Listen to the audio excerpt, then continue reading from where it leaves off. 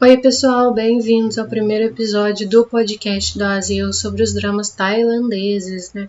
Hoje eu trouxe duas super dicas de dramas aqui pra vocês, que eu adoro e gostei muito de assistir. O drama Game Rai Game Rak, que é para vocês conhecerem o casal da nação, né, tailandesa, que além de atuar junto em diversos dramas, também namora na vida real.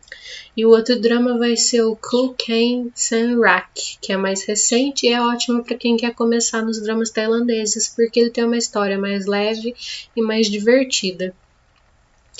Só que antes de entrar no assunto dos dramas em questão, tem alguns pontos, né, sobre os lacornes que eu preciso citar aqui para vocês. O primeiro é que eu vejo sempre o pessoal reclamando dos dramas tailandeses, que as atrizes, por exemplo, têm a voz muito aguda, e isso faz com que a pessoa não queira assistir o drama, né?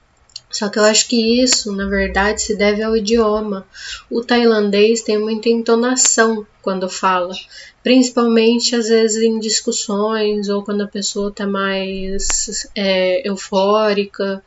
E então fica mais agudo mesmo a fala, que eu acho que é onde irrita o pessoal. Só que eu acho que depois que você assiste primeiro e vai tentando se acostumar com o som, né, da fala, da língua, tudo fica mais tranquilo. É igual quando você começa a se acostumar com dramas coreanos, que você tem que treinar um pouquinho seu cérebro para entender, para raciocinar um pouquinho mais, porque é um idioma totalmente diferente do nosso, né?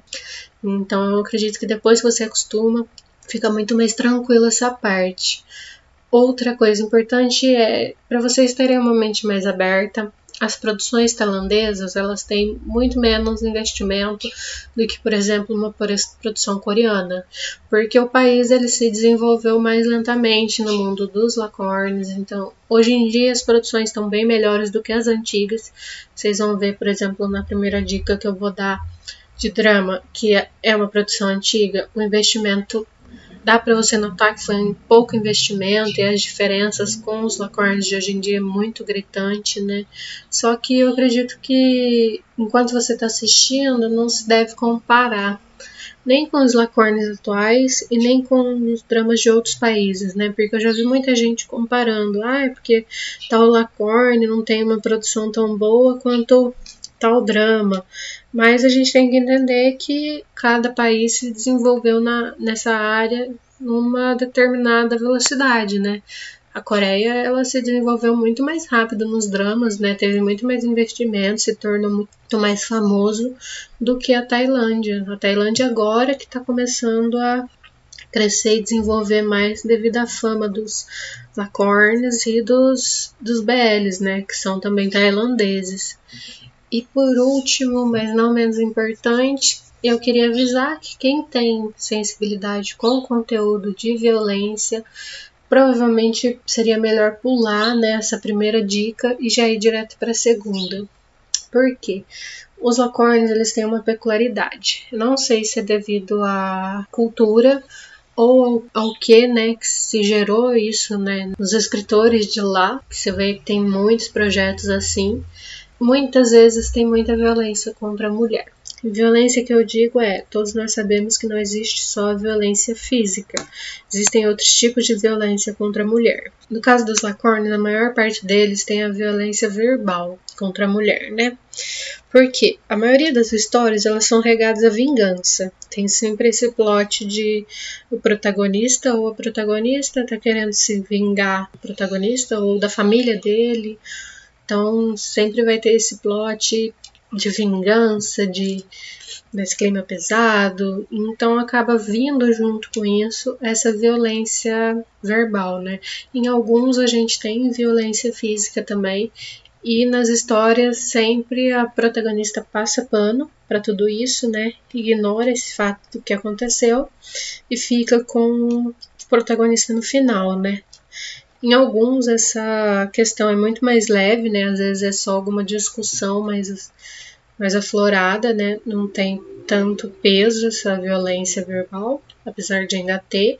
Em outras é muito mais pesado, né? Como, por exemplo, tem um drama na aba de dropados do blog que eu coloquei lá porque eu realmente não consegui chegar até o final do drama. A violência era tanta, e era violência física e verbal, também era regado a vingança, a história do drama, né? E eu vi que no final a principal tinha passado o pano pra ele e ficado com ele. E eu não consegui acompanhar, porque a violência era tão grande que ficou extremamente impossível para mim aceitar que ela tenha passado pano em tudo o que aconteceu com ela e tudo que ele fez para ficar com ele no final, né? Não tinha como ter uma relação que te convencesse de que aquele drama era interessante ou algo do gênero, então eu acabei abandonando ele. Então a maioria dos Lacornes vai ter essa questão da violência. Eu sempre vou avisar aqui, antes da história, se tem alguma questão do gênero na história, né? Igual eu já falei que Game Right, ele não é inteiro dessa forma. A maior parte do drama, a história é tranquila, assim, entre os principais, mas tem um ponto, né, da história em que tem essa explosão do principal que recorre à violência e que depois a protagonista passa pano e fica com ele no final, que é o que acontece na maioria dos Lacornes, como eu falei, né? Mas, mesmo assim, ainda é um casal que eu gosto de assistir diversos projetos dele. E é um drama que eu indicaria para vocês assistirem, sim, porque é interessante, a história é boa, tem toda a questão do casal principal e deles namorarem na vida real também. Então, assim, é muito legal verem eles atuando junto, né? Mas então vamos ao que interessa, né, pessoal? As histórias. A gente vai começar pelo drama Game Mirai e Game Rock. Só que antes de entrar na história, eu queria só exaltar um pouquinho o casal principal, né, que é composto pela Yaya e o Nadesh. Eles estão juntos aí há quase 10 anos, já fizeram diversos projetos juntos. A química deles é incrível e ultrapassa as telinhas também, né, visto que os dois namoram. Eu não sei direitinho quando que eles assumiram para o público a relação, mas desde sempre os fãs apoiam os dois e quando tem concerto, tem as coisas, eles acabam sempre indo e apoiando muito os dois. Sem contar que os dois são bonitos, né? Então eles formam um casal lindo, dá até aquela invejinha branca, né? Quem dera eu ser bonita igual ela. Mas, enfim, né? O drama Game Rai é de 2011, então ele é um drama bem antigo. Comparado ao que a gente tem hoje, a produção é bem mais de baixa qualidade, só que não deixa de ser bom. E é por isso que eu falei lá no início para vocês terem a mente um pouquinho mais aberta para assistir sem comparação mesmo o drama, porque ele é um drama antigo, é como se a gente estivesse vendo uma novela brasileira lá de 2005, então vai ter essa diferença muito grande, né? Então, sempre deixar a mente aberta e assistir, porque vale a pena. Esse drama, ele conta com 21 episódios, mais ou menos de cerca de 2 horas cada um. Tem alguns fansubs que acabaram dividindo, né, os episódios. Então, às vezes você encontra 42 episódios de 1 hora cada um. Tem alguns que dividiram em episódios de meia hora. Então, eu recomendo que vocês assistam da forma mesmo de 21 episódios, com cerca de 2 horas cada um. E aí bolar um esqueminha, às vezes assiste um episódio por dia, né, para não cansar tanto, por ser tão longo, né, ou se tiver mais disposta a ver 2 por dia, que aí logo termina. E também a história é interessante, você acaba querendo assistir mais e mais, né, do drama. A história desse drama, ela vai girar em torno do Saishon, que é órfão e mora numa ilha chamada Min. Ele é um rapaz mais bonito da aldeia, né? Então todas as meninas ficam sempre atrás dele, mas ele não dá bola para nenhuma, porque ele é um rapaz que foi criado na ilha, né? Então ele é um rapaz inocente, muito fofinho, brincalhão e tá sempre disposto a ajudar todo mundo, mas que não conhece a vida fora ali daquela ilha, né? Um dia tem uma tempestade muito grande no mar ali perto, próximo à ilha, né? E com essa tempestade acaba vindo uma garota que ele encontra desacordada na praia, que está muito machucada. Então ele acaba convencendo a chefe da ilha para tentar salvar essa menina, porque a primeira vez que ele olhou ela, né, viu ela ali desacordada, ele já tinha acabado de se apaixonar à primeira vista. Então ele vai fazer de tudo para salvar ela. Ele fica cerca de 3, 4 dias só fazendo as coisas que precisa para ajudar a salvar ela, até que finalmente ela acorda, né? Só que o problema real dela ter acordado é que ela acordou sem memória nenhuma de quem ela é, de quem é a família dela, onde ela mora ou como que ela foi parar na ilha, né? E parece que não tem ninguém procurando por ela, porque até agora não apareceu ninguém, né? Então, qual que é a solução que o Saishon encontra? É ficar com ela, cuidar dela. E a primeira coisa que ele faz é dar um nome para ela, como ela não lembra o nome verdadeiro, ele escolhe um nome para ela de Nangfa, que significa anjo, né, da língua tailandesa, porque ela é muito bonita e ela realmente se parece um anjo para ele. E é aí que a primeira parte da nossa história vai começar, né? Os dois vão morar na ilha juntos e eles vão acabar convivendo dia a dia, tudo, e vão acabar se apaixonando um pelo outro lá na ilha, né? Então, com o dia a dia passando, isso leva tudo até que eles se casam na ilha. Então, eles ficam ali morando juntos cerca de 1 ano na ilha, se casam. Tem todo o desenvolvimento da história deles mostrado nessa primeira parte do drama, né? Só que até um belo dia que as coisas vão mudar, vão virar de cabeça para baixo, né? A irmã da Nanfa, né, e o namorado dela, vem uma foto da Nanfa, né, num folheto de viagem que foi tirada assim sem querer por um fotógrafo que foi para a Ilha Min. E com isso a irmã dela acaba querendo, né, buscar a irmã, né, para ver se ela tá bem, afinal foi 1 ano que ela estava sumida, né? E com isso ela contrata um sujeito que não é muito bom, né? E que vivia brigando com o Saishon, só que no caso a irmã não sabe, para buscar a irmã dela e trazer para a cidade, né? Para ela voltar a cuidar da irmã. Esse cara que é bem ruim, ele acaba fazendo isso, só que ele não faz da melhor forma possível, né? Ele vai lá para buscar a Nanfa à força, e com isso ele acaba dando um tiro no Saishon, que é onde ele fica também em estado crítico, e ele leva a Nanfa embora, né? Para entregar para a irmã dela. Depois que ele entregou a Nanfa, a gente volta para acompanhar a história do Saishon, porque ele vai tentar encontrar a mulher dele, né? Ele tá desesperado para encontrar a mulher que ele ama, então ele chega aí para a cidade que é próxima da ilha, né, para procurar, só que ele não encontra. Ele também não encontra o sujeito que deu um tiro nele, né, que tá fugindo. E numa dessas buscas dele, quando ele tá voltando, ele acaba avistando um americano que estava sendo atacado, né, no seu barco. E aí, como ele é uma pessoa muito boa, ele resolve ajudar esse americano. E depois que ele ajuda esse americano, o americano faz uma proposta para ele, né? Vê que ele está sofrendo muito pela perda da mulher, então propõe que os dois vão para os Estados Unidos e que ele adote, né, o Saishon como filho dele. E é o que ele topa fazer. Então o Saishon sai da ilha, né? Ele acaba mudando e indo embora de lá e vai morar nos Estados Unidos com esse americano que se tornou aí o pai dele, né? Enquanto isso, na capital, a Nanfa tá lá no hospital sem entender nada e sem saber quem é a Prey, que é a irmã dela, né? Que fica lá falando que é a irmã dela, mas ela não lembra de nada, então ela fica muito agitada.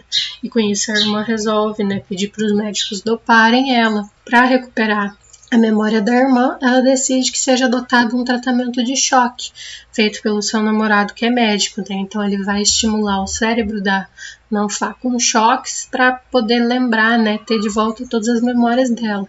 E isso dá certo. Só que o problema é que quando ela recupera as memórias dela, da vida toda dela, ela acaba esquecendo sobre esse 1 ano que ela viveu na Ilha Min com o Saishon.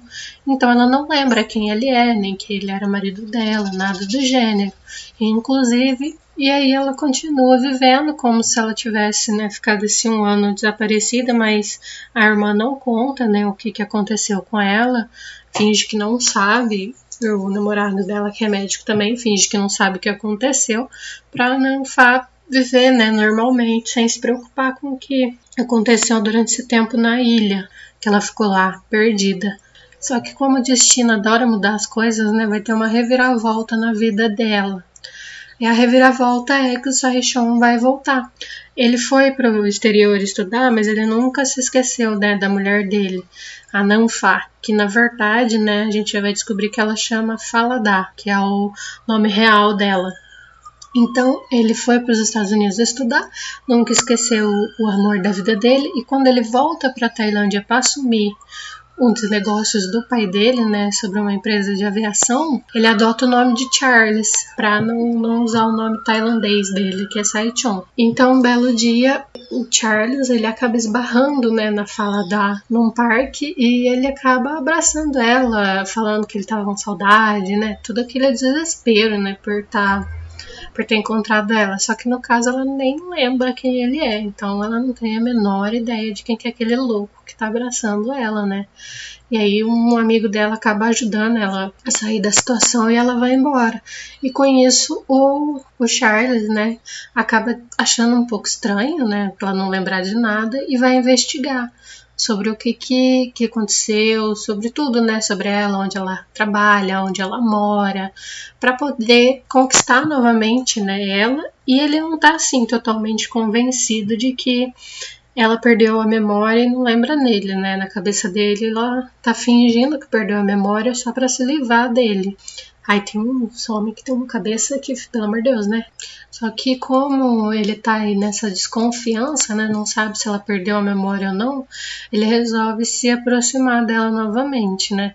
Só que ele não é mais o Sae-chon que a gente conheceu na ilha, né? Agora ele é o Charles e é um homem completamente diferente e que não é tão bonzinho assim, né? Quanto antes. Então, assim, ele vai ter muitas situações com a Faladar, principalmente por ela não querer estar perto dele, né? Ela sempre tenta fugir dele, mas ele acaba insistindo, inclusive usa a irmã dela como moeda de troca, né? Para poder ficar perto dela, e isso acaba gerando uma reviravolta toda na história, porque a irmã da Faladar acaba se apaixonando pelo Charles também, só que ao mesmo tempo ela já tem namorado, então assim, fica um rolo danado. Só que assim, além do nosso núcleo principal do Lacorne, né, ainda tem a prima do Sae-chon, que na verdade, né, ele ganhou quando foi adotado, e a mãe dela, né, que acabam também sempre perturbando o Sae-chon, né, e a Faladar também, né, não é só ele. Então fica assim, vai gerando cada vez mais confusões, né? Que aí é onde a gente tem o que eu citei lá em cima sobre o caso da violência, né? É nessa parte do drama que o Sae-chon tem essa explosão de raiva, esse misto de sentimentos, e aí ele acaba forçando a Faladar e acaba também sendo grosso com ela, brigando com ela. Então é a parte que eu citei que a gente tem essa questão da violência, mas é a única parte do drama que tem isso, né? Comparado a alguns outros Lacornes, esse assim é bem mais tranquilo. Esse drama, ele tem um elenco muito grande, tem o pessoal que morava na Ilha Min, que alguns vão continuar na história, porque eles deram assim uma saída, né, pro pessoal da ilha, como se fosse um destino, né? Eles deram um destino para todo mundo na história. Então alguns vão continuar a história, vão ainda encontrar o Sae-chon e a Faladar, principalmente quando for para a questão de retornar as memórias da Faladar, né? Porque é isso que o Sae-chon busca, ele quer que ela lembre dele para ficar com ela, né? E como eu disse, como todo bom Lacorne, ela vai passar aquele paninho básico aí pra ele, né? Mesmo depois do que ele faz. Como ele é um drama com uns episódios muito longos, eles conseguiram, né, dar um destino e um fechamento acho que para quase todos os personagens da história, né, que é o que eu mais gosto em dramas. Eu gosto quando tem essa oportunidade deles mostrarem as histórias dos outros personagens e darem esse fechamento também, não simplesmente chegar no final e deixar tudo meio jogado, né, ao vento.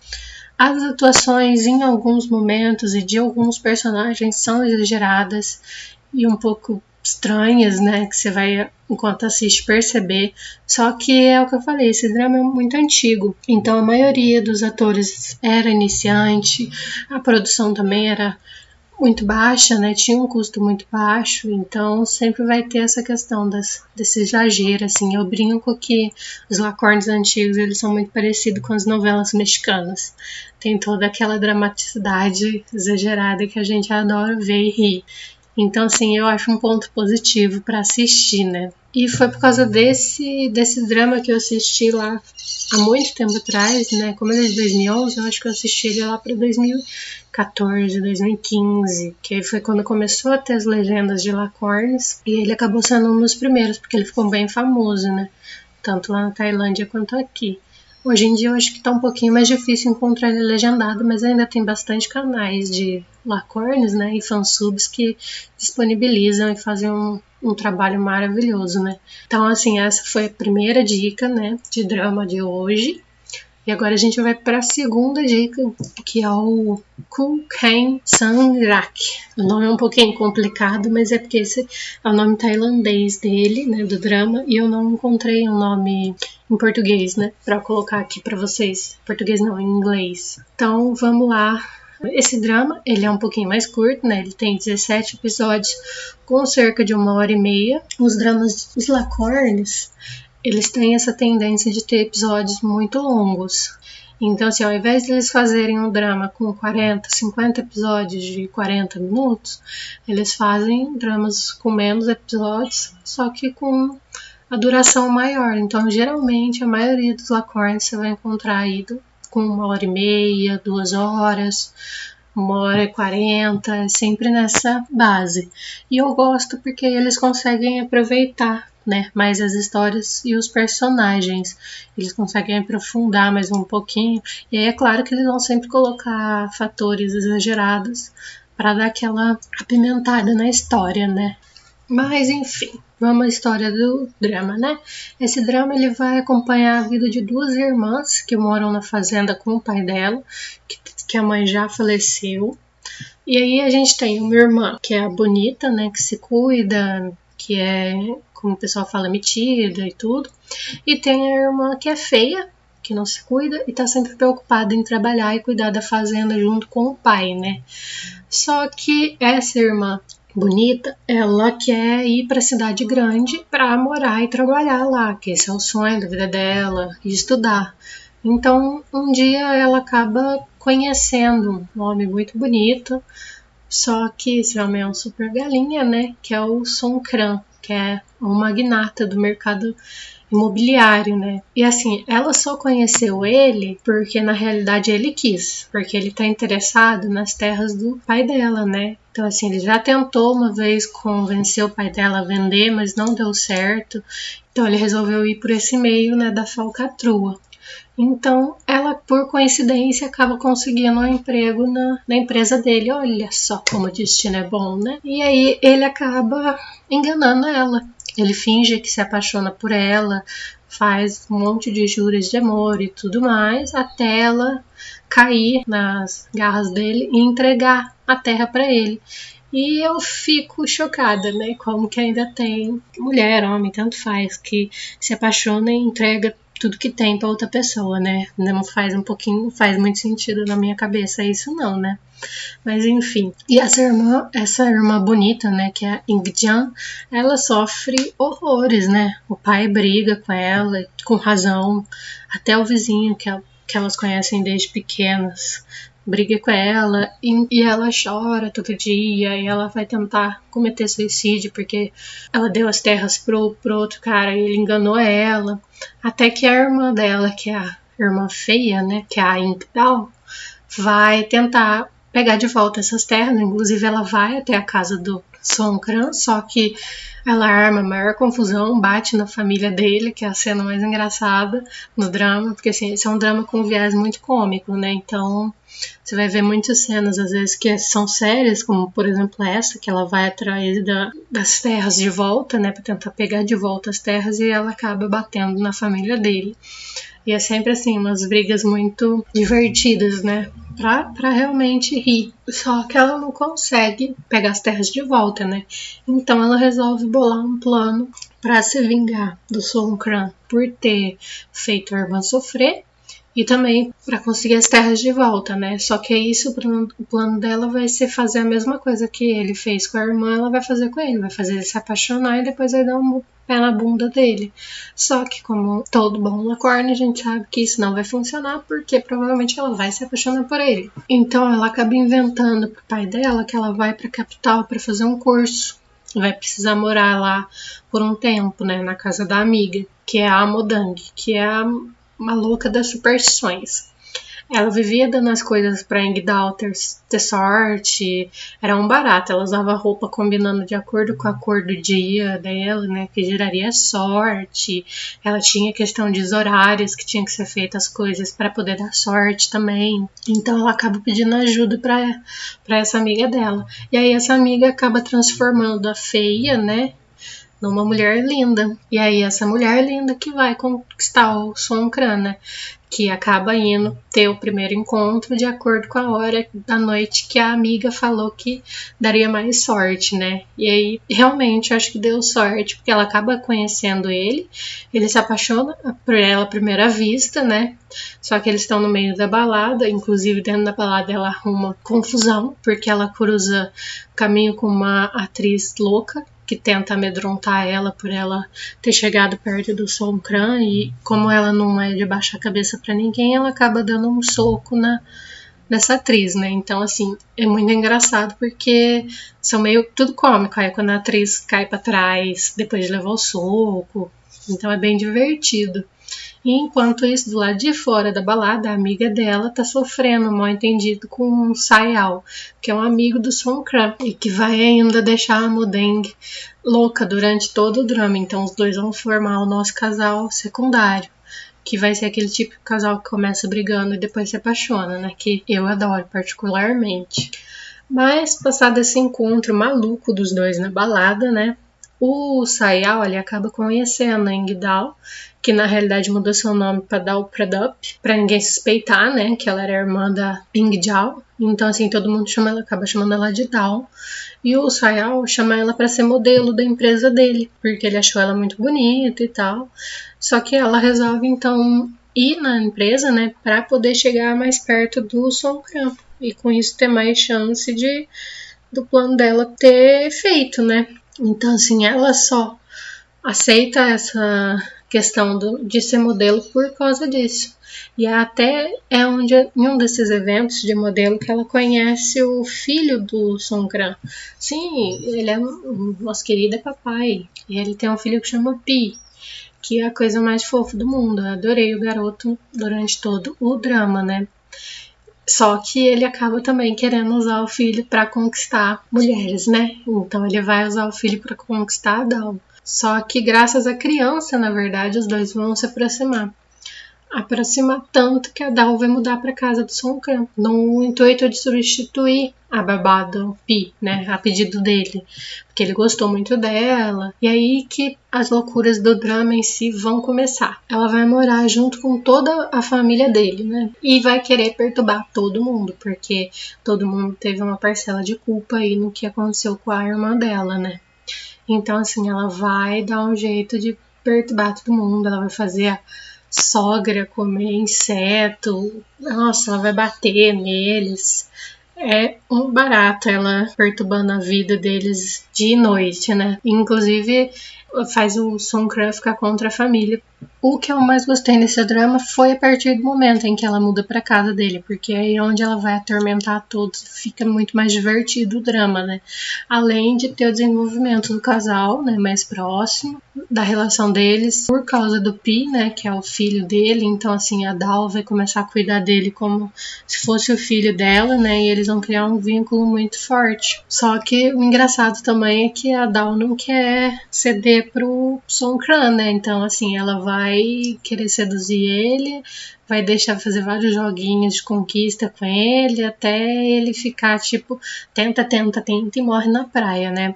Só que até um belo dia ela vai realmente ceder, né, pra ele, porque ela vai começar a gostar dele, porque ela vai ver como que ele se importa com o filho, como ele cuida, né, das coisas, e que a imagem que ela tinha dele não era, assim, bem tudo aquilo, né, que ela via não era só aquilo que ela via, né? Tinha mais coisas também e que ele não é uma pessoa tão ruim assim.